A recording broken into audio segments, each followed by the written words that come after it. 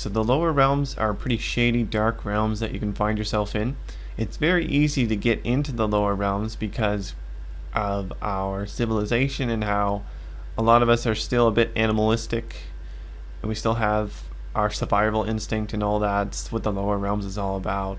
Just animalistic behavior, and it's not, super civilized. Well, you can drop into that state from dreams and stuff. You can phase into them. It's not something that necessarily needs to be done by physical body dissociation. Now, when it comes to higher realms, you usually have to put effort into that because we have to bypass all of our distortion layers, like physical distortion and social and political belief-centric distortions. All those layers we have to get by to get to that area, to get to those higher realms. We have to dissociate from our ego as well. But with the lower realms, it's already in a lot of us. We can already get there. So not everybody has a lot of trouble with this, but some people find themselves trapped in the lower realms.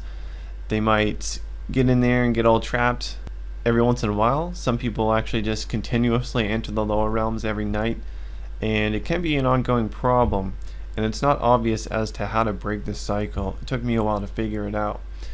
So I used to go into the lower realms a lot. I would spend tons of time down there, entire experiences, and it's extremely counterproductive. You can't really do anything, and you can't make any significant percepts that you can learn from because everything is distorted in the lower realms. Because lower realms is full of hate and fear, and everything's dark looking, so those things are going to distort everything. And it's really hard to communicate. Like if you say the word "the," somebody will distort it into "I'm going to kill you in your sleep" or something like that. That's how distorted some of the realms are. The realms can be materialistic or immaterial-like, depending on who maintains it. A lot of people find themselves in materialistic, purgatory-like realms where it's just muddy and it's like a dark forest maybe. There's some humanoid things, sometimes silhouettes, sometimes actual full figures that are trying to attack them. I find myself mostly in immaterialistic lower realms when I'm down there. And usually what I come across is squid-like figures or cloud figures or weird morphing silhouettes. Now, the thing that I know about the cloud figures is that the dark clouds that develop around people's astral body is from a prolonged exposure to astral combat. It's from combating non-stop, because astral combat is super unhealthy. You have your astral body contracted for too long, and it causes energy to stagnate around the astral body, and that's what the black cloud is. So you might have a black cloud down there, you probably do if you're down there, or some sort of combative construct that looks really weird or threatening to other entities. It's not just the other entities that have that. If you're in a lower realm, that means your frequency is on par with the frequency of other entities. If it was not, then you wouldn't be able to interact with them.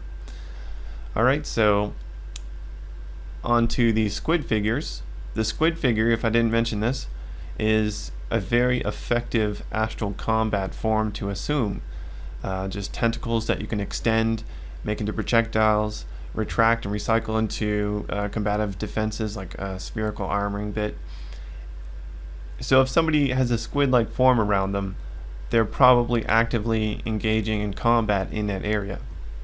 Sometimes you get a mix between the cloud and the squid by the highly combative beings. And I know this from experience. I've combated these beings with squid clouds, and I know I have the squid thing myself when I'm engaged in more advanced astral combat. And I don't know about the cloud. Sometimes I'll probably have the cloud myself. It's really hard to tell because it's somewhat part of your body. But I try not to contract the body for too long, and I try not to attack things unless I have to nowadays. So I probably don't get the cloud too much. So the key thing to remember in the lower realms is that when you're attacking another being, they're more likely to attack you back, and they're going to continue to think you're a threat. It's best just to leave them alone. I developed ways over time in the lower realms to be around beings comfortably without attacking them. I use Robert Monroe's stretch out technique within a realm to basically teleport to different places around the entity to disorient them without attacking them. This is something that you would usually use to navigate far places, like projecting or latching onto things and stretching and releasing to different places. It's a good way to eliminate any sort of deviation that might occur in the movement. And I do this rapidly around entities. I do a shield bubble, a bubble shield that is, make a really dense one. And the thing with the bubble shield is I stay absolutely still in the bubble shield because the amount of distortion is insane in the lower realms. As soon as you start moving, an entity could see that as a threatening movement. So if you want to come off as a non-threatening entity, you have to stop moving. Or you might be able to articulate some elaborate way of coming off as a benevolent being in that lower realm, but my favorite way of doing it, and the most effective way that I find, is just to make a bubble shield and stay still, and possibly say things to them like tell them to calm down or something. Keep it real simple, and you also repeat these things because they're super easily distorted, like I said.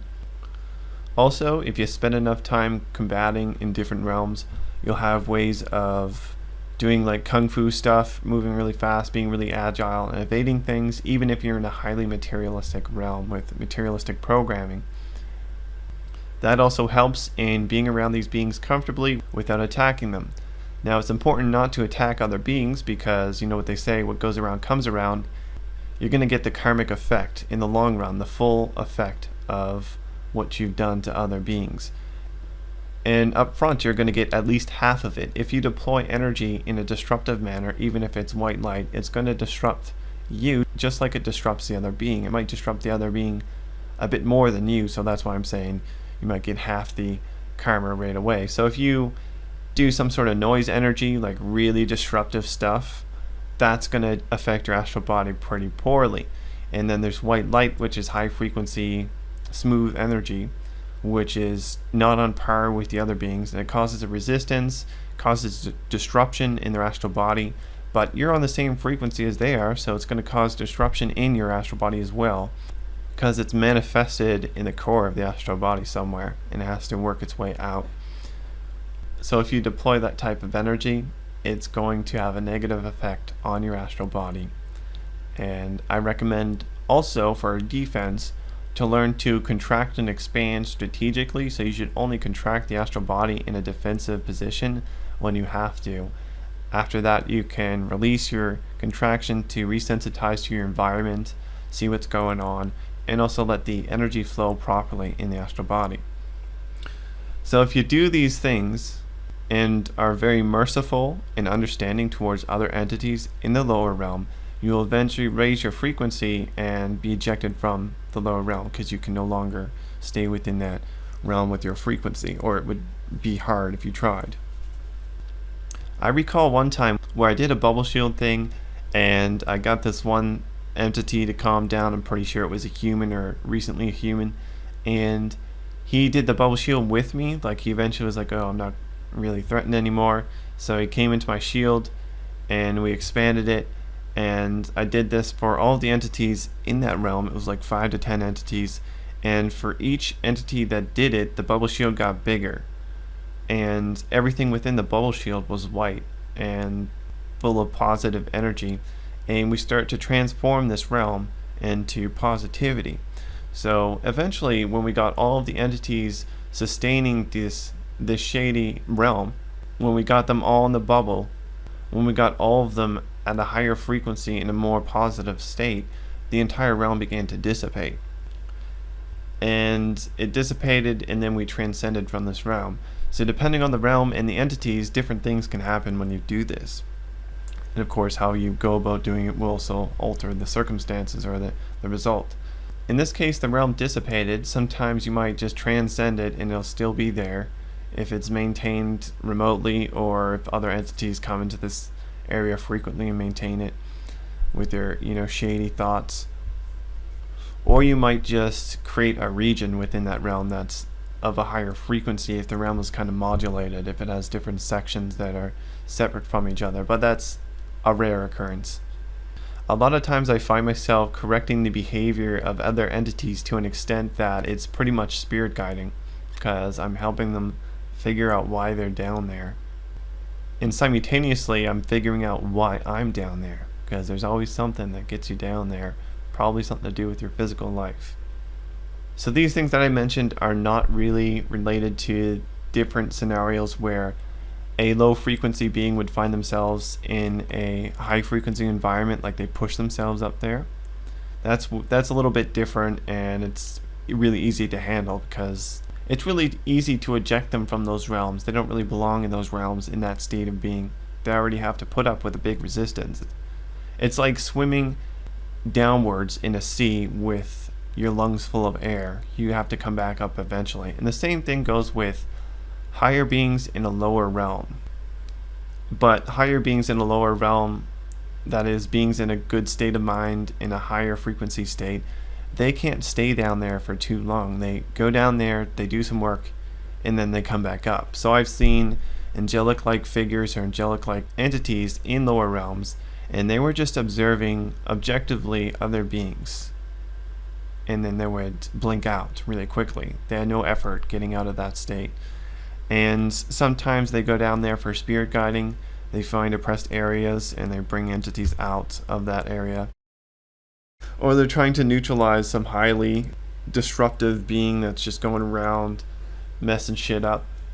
But every time I see this happen, these beings, they're in front of me doing something, and then 3 seconds later they're just gone.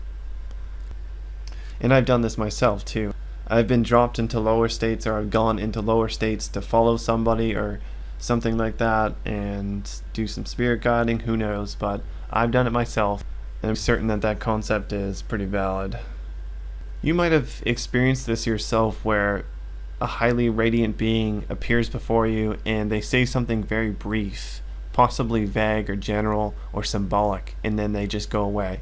It's simply because they can't spend too much time in that state.